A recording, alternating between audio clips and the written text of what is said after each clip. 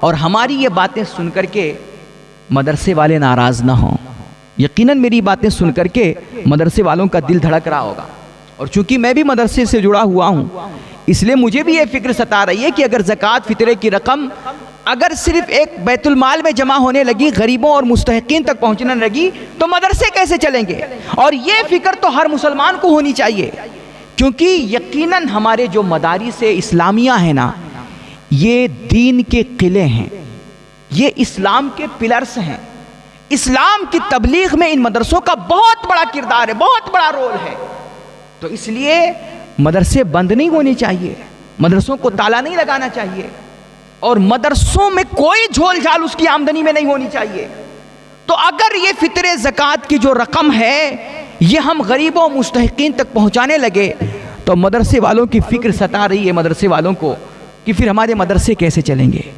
تو میرے بھائی آپ ذرا سوچئے کہ یار آج ہمارا معاشرہ ہے اور ہم لوگ ہیں نا کہ ایک ولیمہ کرتے ہیں اور اس میں فضول میں بغیر کسی مقصد کے صرف اپنی ناموری کے لیے، صرف دکھاوے کے لیے ہم لاکھوں لاکھ پانی کی طرح ولیمے میں بہا دیتے ہیں، شادیوں میں خرچ کر دیتے ہیں.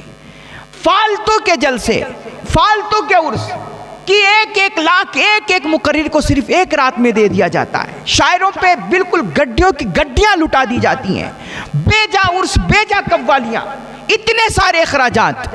میرے بھائی مسلم معاشرے کے پاس پیسوں کی کمی نہیں ہے. یہ معاشرہ اگر چاہ لینا، اگر ہمارے قوم کے مخیرین چاہ لیں، سیٹھیا حضرات چاہ لیں جن کو اللہ نے دولتوں سے نوازا ہے، یہ اگر خلوص کے ساتھ چاہیں نا تو یہ ایک مدرسہ میں کہتا ہوں کچھ ایسے حضرات پڑھیں کہ اگر وہ چاہ لیں، اللہ نے انہیں اتنا نوازا ہے، وہ چاہیں تو اکیلے اپنے بلبوتے پر ایک مدرسہ چلا سکتے ہیں. میرے بھائی آپ ذرا ٹھنڈے دماغ سے سوچئے، میری باتوں پہ غصہ کرنے اور میرے بارے میں کوئی الٹا سیدھا کمنٹ کرنے سے پہلے ایک دفعہ سوچئے زکوٰۃ کیا ہے؟ زکوٰۃ مال کا میل ہے، اور مدرسوں میں رہنے والے، پڑھنے والے، پڑھانے والے جو ہیں نا، یہ علماء، یہ حفاظ، یہ قوم کے سربراہ ہیں. اور معاف کیجئے گا میرے بھائی، یہ قوم کے سربراہ، قوم کے لیڈرز جو ہوتے ہیں نا، یہ میل کھا کر کے تیار نہیں ہوتے. اگر آپ میل کھلا کر کے، مال کا میل کھلا کر کے علماء تیار کریں گے، حفاظ تیار کریں گے اور قوم کے سربراہ تیار کریں گے تو پھر پروڈکٹ آپ کے سامنے ہے. یہ تو آپ ہی کہتے ہیں نا کہ اب تقریروں میں جان نہیں رہی، علماء کی باتوں میں اثر نہیں رہا، اور علماء حق گو نہیں رہے، ان کے اندر قیادت کی صلاحیت نہیں رہی، وغیرہ وغیرہ، یہ نہیں رہا، وہ نہیں رہا. میرے بھائی تو علماء میں، اپنے قوم کے سربراہوں میں یہ ساری خوبیاں ڈھونڈنے سے پہلے دیکھ کہ تو نے میٹیریل کیسا بھیجا تھا. جیسا میٹیریل ہوگا ویسا پروڈکٹ. میرے بھائی ریس کے گھوڑے کو فریش چنے اور پروٹین والی غذائیں کھلائی جاتی ہیں، تب جا کر کے وہ ریس میں میدان مارنے کے قابل بنتا ہے. سوکھی اور میلی گھاس کھلا کر کے اس ریس کے گھوڑے سے دوڑ نہیں لگوائی جا سکتی ہے. اللہ کے نبی علیہ الصلوۃ والتسلیم نے فرمایا خیرکم من تعلم القرآن وعلمہ. اتنی بہترین تعلیم اور اتنے عظیم معلمین کے لیے اتنا کچڑا مال. یار زکوٰۃ فطرہ کھلا کر کے، زکوٰۃ فطرے کی رقم پر آپ مسجد مدرسے چلانا چاہتے ہیں، اماموں کو بنانا چاہتے ہیں اور علماء تیار کرنا چاہتے ہیں. اور مجھے شکایت ہے اپنے کچھ اساتذہ اور بعض بزرگ علماء سے بڑی معذرت کے ساتھ ہاتھ جوڑتے ہوئے کہ میرے بھائی آج ہم ہی لوگ رونا روتے ہیں نا. علماء حضرات کہتے ہیں نا اسٹیجوں پہ بیٹھ کر کے ادھر ادھر کہ عوام ہماری عزت نہیں کرتی ہے. علماء خود کہتے ہیں کہ عوام علماء کی عزت نہیں کرتی ہے. میں آپ سے پوچھنا چاہتا ہوں آپ نے علماء کی کتنی عزت کی ہے اور آپ نے ان کو ایک دوسرے کو کتنی عزت دی ہے؟ یہ مدرسے میں پڑھنے والے طلباء، یہ طالبان علوم نبویہ جو مصطفیٰ کریم کے نائبین ہیں، جن کی یہ عظمت ہے، جن کو اللہ رسول نے یہ عزت دی ہے کہ جب یہ چلتے ہیں نا تو ان کے گندے پیروں کے نیچے فرشتے اپنا نورانی پر بچھاتے ہیں. اتنا وقار اللہ رسول نے ان کو دیا ہے. لیکن آپ نے ان کو کیا عزت دی؟ جن طلباء کے پیروں کے نیچے فرشتے اپنا نورانی پر بچھاتے ہیں، ہمارے بعض اساتذہ آج بھی ایسے ہیں جو ان کی گردنوں پہ، ان کے کندھوں پہ بھیڑ بکریوں کے چمڑے لدواتے ہیں. انہیں در در گلی گلی گھر گھر بھیج کر کے ان سے بھیک منگوائی جاتی ہے، اور ان سے یہ دھان کا موسم آئے گا تو جاؤ چندہ کرو، گیہوں کا موسم آیا تو چندہ کرو، عشر لاؤ، یہ لاؤ وہ لاؤ۔ پورے بچوں کو، تمام علماء کو مدرسوں میں رسید تھما دی جاتی ہے۔ رمضان آئے گا تو رسید پکڑو، ربیع الاول آیا تو رسید پکڑو، مدرسے کا جلسہ ہے تو رسید پکڑو، جاؤ 10-10 20-20 روپے کے لیے قوم کے سامنے ہاتھ پھیلاؤ اور ان سے بھیک مانگو۔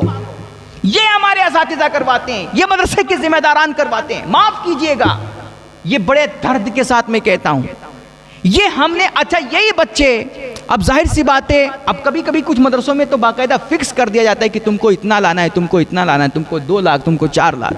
اب جب یہ ایک تعداد فکس کر دی جاتی ہے، اور بعض اساتذہ جو پرائیویٹ اساتذہ ہوتے ہیں سرکاری مدرسوں میں، ان پہ تو یہ ظلم کیا جاتا ہے کہ جب تک تم چندہ نہیں لاؤ گے تمہاری تنخواہ کا انتظام ہی نہیں ہو پائے گا، جاؤ چندہ کرو، اپنی تنخواہ پوری کرو۔ اس طرح کے معاملات ہوتے ہیں مدرسوں میں، اور یہ ہمارے بعض علماء کرتے ہیں یا مدرسے کے ذمہ داران کرتے ہیں۔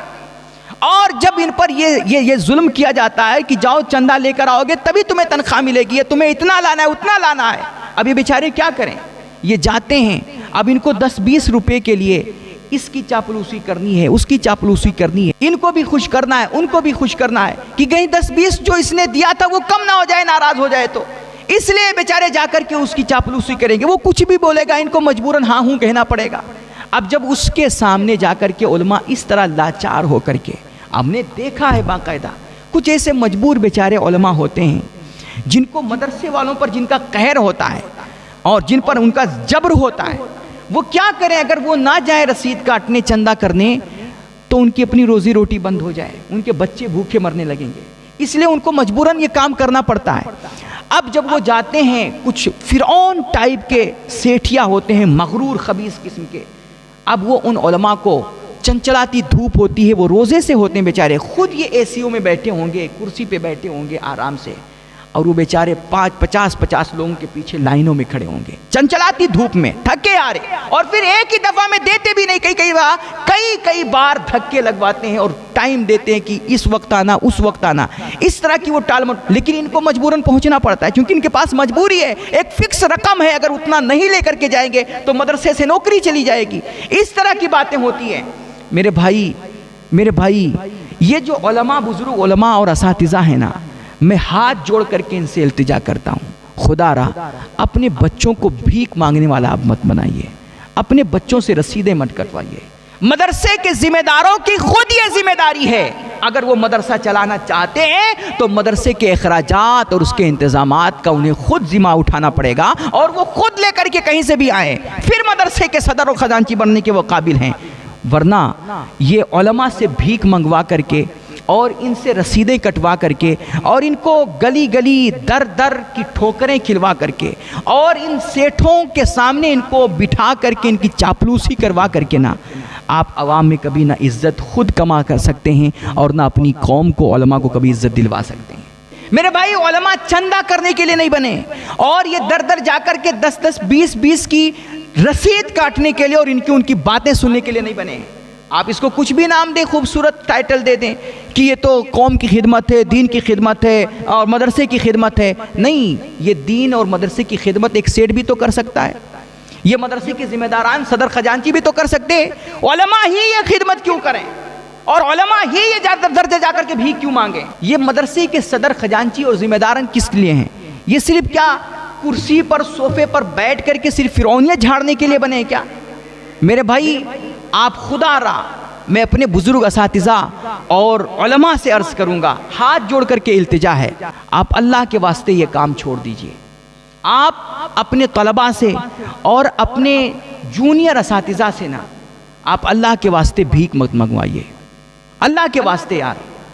مدرسے چلانا مدرسوں کے ذمہ داروں کا کام ہے، اس کے جو صدر خزانچی ہیں، سیکریٹری ہیں، اس کی جو انتظامیہ ہے وہ مدرسوں کے تمام اخراجات کا انتظام کریں۔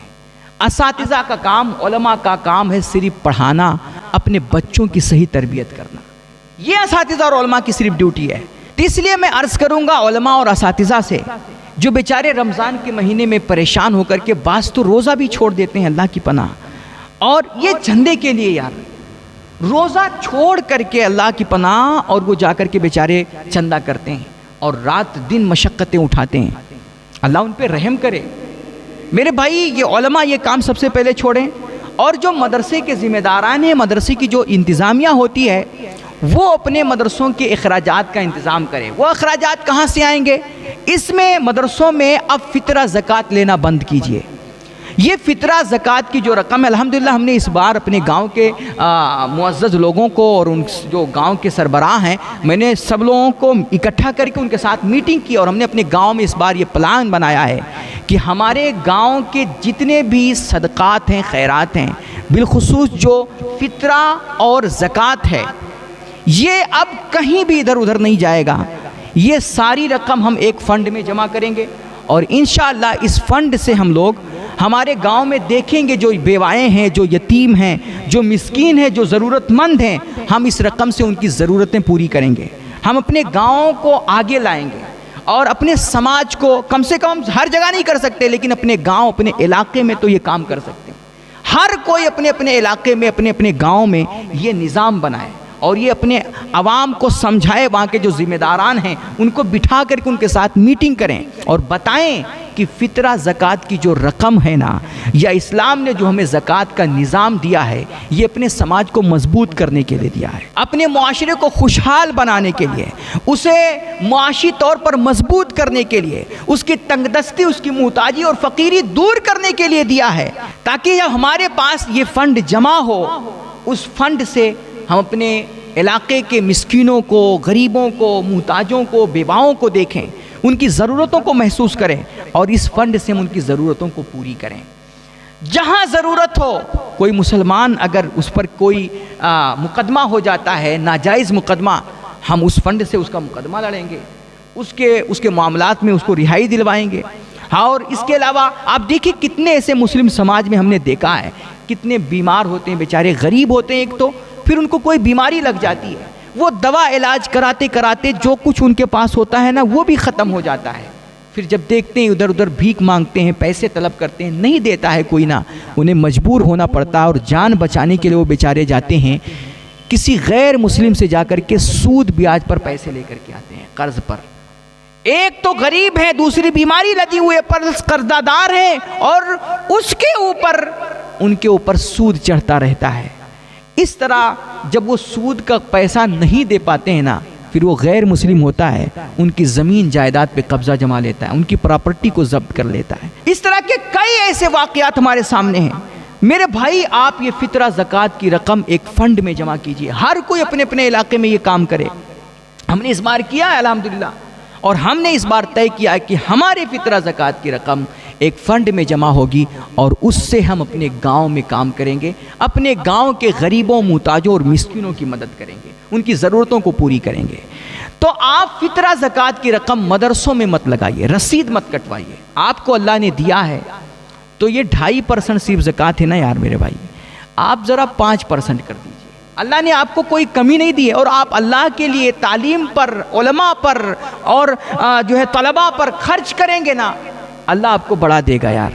اس لیے آپ 5% کے علاوہ، آپ 2.5% کے بجائے آپ 5% سمجھیے. 2.5% جو زکوٰۃ ہے وہ تو زکوٰۃ میں مد میں جانے دیجئے، پلس جو 2.5% ہے نا، یہ جو آپ کے عرس، قوالیوں اور فالتو کے جلسوں کی جو رقم ہے نا، اور ادھر ادھر کے جو اخراجات کی رقم ہے، جو آپ اپنے کپڑوں پر، اپنی شادیوں میں فضول خرچیاں کرتے ہیں، خدا را اس میں سے کچھ پیسے بچا کر کے آپ مدرسوں کو دیجئے، مدرسوں کی امداد کیجئے. اور مدرسے کی جو انتظامیہ ہے وہ لوگوں سے امداد لے، اور پلس اپنے مدرسوں میں فیس کا رواج قائم کریں. فیس لیں، جس طرح اسکولوں میں فیس کا رواج ہوتا ہے، اس طرح مدرسوں میں بھی فیس قائم کی جائے، بچوں پر فیس لگائی جائے، اور اس سے بچوں کی پڑھائی کا، لائٹ کا، ہاسٹل کا جو خرچ ہوتا ہے وہ نکلے. اور اس کے علاوہ جو اہل خیر حضرات ہیں وہ دل کھول کر کے مدرسوں کی خدمت کریں، مدرسوں کی امداد کریں. اللہ آپ لوگوں کو بے پناہ اجر دے گا. لیکن فطرہ زکوٰۃ کی رقم آپ اللہ کے واسطے اس کے مستحقین تک پہنچائیے. آپ غریبوں کو ہی دیجئے، مسکینوں کو ہی دیجئے.